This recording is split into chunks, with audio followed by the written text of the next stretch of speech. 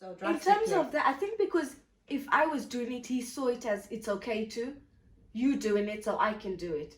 But I'm like in the sense like when I do it, I go and correct it. My theory is when we scream or go from a position of power, like what you say, to overpower a child and, you know, to maybe even scare them, because from their perspective it might be scary. Yeah. It comes from a place of where the adult isn't happy about something, isn't happy about themselves, isn't happy about the situation. Maybe there was this ping pong going on with you before. There is a frustration element that then develops into screaming or overpowering someone. I think it's based off, for me specifically, I think it's based off what you're exposed to.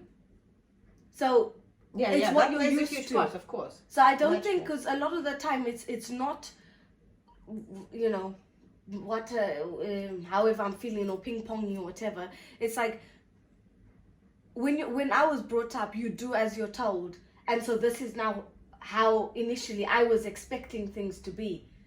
So it's like if you don't do what's happened, I'm gonna shout and scream to try and get that, and it doesn't matter about how you're feeling or what power I'm taking away from you. It's because I didn't have that. I didn't have that power or whatever. It's like that's the respect, or how you brought up to see respect as you. An adult tells you to do something, you do it. So now when they're not doing it, you get frustrated because that's what you know, that's how you've been brought up to say this is how you respect your adult. And then it's like, well, am I not being respected? But I've grown, and I don't want them to be suppressed. I want them to have a voice and to push back and to, you know, feel comfortable with who they are, with who they are and express themselves. So I think that's where I've like progressed and developed within the journey of motherhood, because I've been there, and I don't want that level. Like obviously there's a level of discipline, which is a whole nother topic, the level of discipline and respect, and doing things because it's the right thing to do, or like that right and wrong, I think, is a bit of a here and there thing when it comes to kids. But so it's just like I've kind of gone on this journey, and I'm trying to change it and mold it into how I want my kids kind of to be. Like I don't want them to be impacted by, you know, by how do you I'm want acting. yourself to be? Are you happy with yourself? I think with your emotions, with how you feel on a daily basis? Yeah, I think I am. I think I don't like it when I don't handle things the way I want to, or I snap, or I end up shouting, and then I'm just like, well, I'm not happy with how I handled that. And then I go, even if it's the next day, and I say, oh, you know, I tell Zara, you know, mommy was frustrated and whatever, and you know, it's nothing to do with you, it's just me trying to learn to deal with my emotions and how to handle them. But it has nothing to do with you. Like, you've not made me sad, or you've not made me. Yeah. So I go back and I try and correct it and stuff like that. But I think, you know, whereas with Dean, because I guess he's not had the same, to the extent, like the upbringing of shouted at or punishment or hit or however it was. So for him, he's not had the impact of what that can do. So because he's seen me do it, and it's kind of like the easier option. Yeah. So like sometimes, you know, like even if he goes and like if Zara's acting up and he's coming out of the room and stuff, I'm like, be nice, like go calm, because otherwise it just escalates.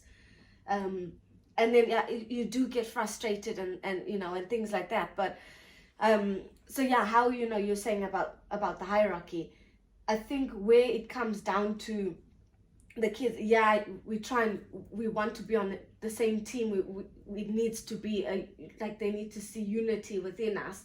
But obviously there's going to be disagreements, and I think it's important for them to see how we handle those disagreements.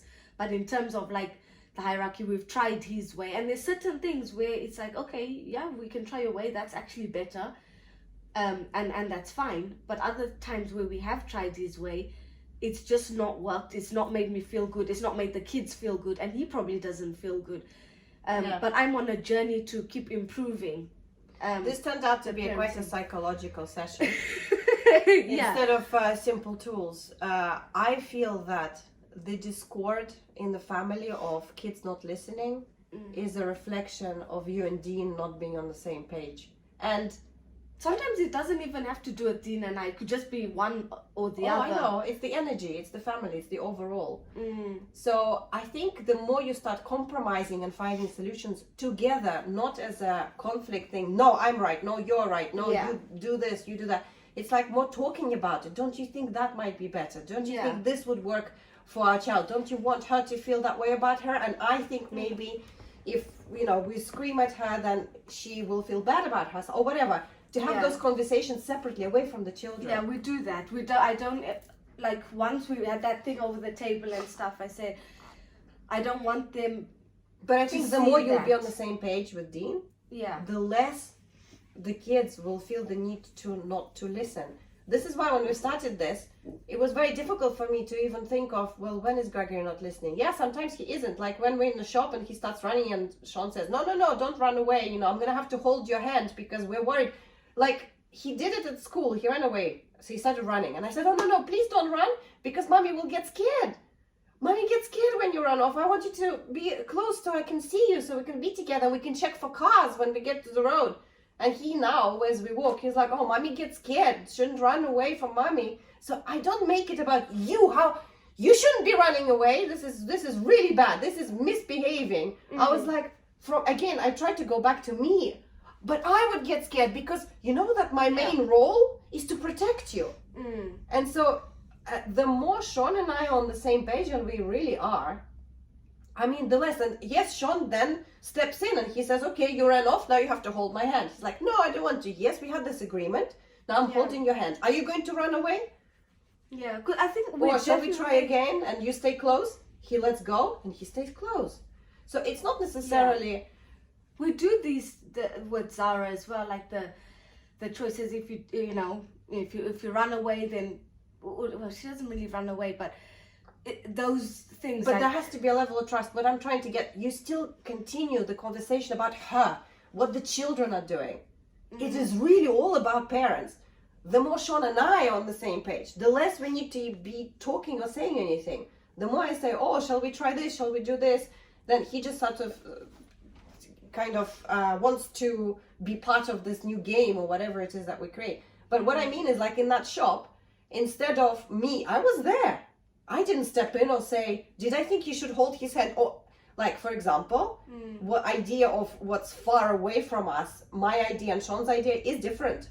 Yeah. So for me, Gregory didn't really do much wrong. So I could have said, well, it's okay. He's not really that far. I mean, it's just there, really. Yeah. But I didn't, because I trusted him. And I was like, okay, that's important for him. He's worried. So it's a compromise. And I agree that a child shouldn't run away. So the agreement part is still there. Yeah. It's just the details were slightly different. And I completely trusted. I didn't even step in. I just relaxed. I was like, he's with dad. I am happy because I have trust in my partner, not in my child. I mean, in my child too. I want to trust him. Yeah. And I give as much trust as I can. But of course, I still try to analyze because there are certain things that he doesn't know. Yeah. Whether, like with electricity and things, if there is an appliance, you still have to keep an eye because he thinks he knows, but do you know what I mean? But generally, I try to give as much trust as possible. But the more there is trust in partnership, in adults, within the family, the less it's going to be how to make them listen.